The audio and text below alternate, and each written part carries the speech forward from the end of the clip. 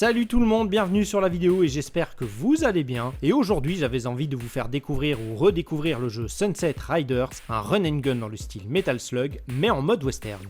Ouais. Il est sorti sur borne d'arcade en 1991 et un peu plus tard sur les consoles de l'époque, c'est-à-dire la Sega Mega Drive d'un côté et la Super NES de l'autre, mais même si je vous propose ici de découvrir un peu plus la version arcade parce que j'y ai beaucoup plus joué étant jeune, je vous parlerai également des versions console, ce qui vous permettra de voir qu'il y a pas mal de différences entre les trois versions. Tant que j'y suis, si vous êtes vraiment un gros passionné de jeux d'arcade et tout ce qui tourne autour, je ne peux que vous conseiller l'excellente chaîne Retro Arcade GX. Là-bas, vous y trouverez votre bonheur avec des jeux, du matos, du modding de stick arcade et encore plein d'autres choses. Bref, le vrai bonheur pour les fans de jeux d'arcade en tout genre. Et comme d'habitude, je vous ai mis tout le détail dans la description de la vidéo. Ceci étant dit, comme il y a beaucoup de choses à dire, je vous propose de partir. Hé, Jolly Jumper, pas si vite l'éleveur de vaches folles. Éleveur de quoi? Il y en a un de nous deux qui est de trop dans cette ville. Oui, toi.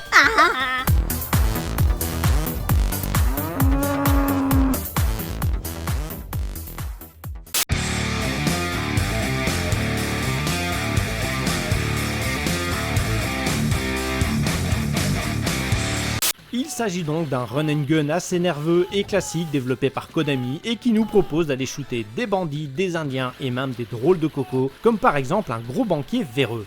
Là j'avoue, je ne savais pas que le jeu contenait même une touche de réalisme. Oula, t'aimes pas les banquiers toi, hein? Laisse-moi réfléchir. C'est notre argent, après tout, qu'est-ce que vous en faites? On utilise votre argent pour spéculer. Bon, on va faire plus simple. On vous encule, mais on vous fournit la vaseline.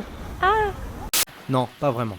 La petite introduction du jeu est assez bien foutue et nous plonge directement dans l'ambiance western et décalée du jeu, et comme dans tout bon run and gun, elle nous prépare à courir et shooter sur tout ce qui bouge. Descends tout le monde!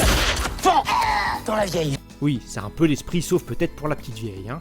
Une fois l'intro passée, on aura le droit entre 4 chasseurs de primes et il faut savoir que celui-ci aura même un léger impact sur le gameplay. Si l'on prend Steve ou Billy, deux cow-boys équipés de bons vieux Colt, on aura des projectiles assez fins et il faudra alors viser juste. Par contre, si l'on prend Bob ou Cormano, qui eux disposent plutôt de fusils avec un rayon d'action plus large, ça devient tout de suite plus facile pour toucher les vilains pas beaux, même en tirant au pif.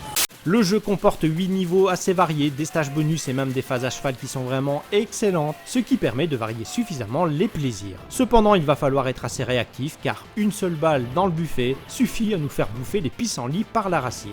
Petit détail que j'ai adoré, c'est qu'une fois que le boss est abattu, il nous lâche toujours une petite phrase qui lui va comme un gant du style « Enterre-moi avec mon argent !» Je vous laisse deviner lequel dit cette phrase. L'enculé de banquier. Ah, c'est pas moi qui l'ai dit. Qu'est-ce que j'ai gagné, dis, hein? Toute mon estime, c'est déjà pas mal. Pour ce qui concerne la jouabilité, elle est juste excellente et très réactive, fort heureusement, car certains passages vous donnent quand même pas mal de fils à retordre. Toutefois, pour nous aider, on peut compter sur la présence de 3 petits bonus à ramasser, ou que l'on obtient en rentrant dans un saloon, ce qui nous donnera en prime un petit câlin de la part d'une dame de petite vertu. C'est une pute. Merci pour la précision. Ce qui est génial, c'est que les petites touches d'humour comme ça se trouvent dans certains niveaux, comme notamment la fameuse fourche ou l'espèce de râteau, sur lequel on peut marcher, mais alors on se le prend direct en pleine figure. Ces petits bonus nous donnent alors droit au tir rapide, au tir double, ou encore faire plus de dégâts, ce qui est fort utile contre les boss et beaucoup moins contre les personnages normaux. Au niveau des portages sur les consoles de salon, on a tout d'abord eu droit à la version Mega Drive en 1992 et cette version était quand même assez différente de sa grande sœur. Déjà, au niveau du choix des personnages, on a uniquement le choix entre Billy le cowboy et Cormano avec son fusil. Les deux autres personnages, eux, ont totalement disparu de la carte.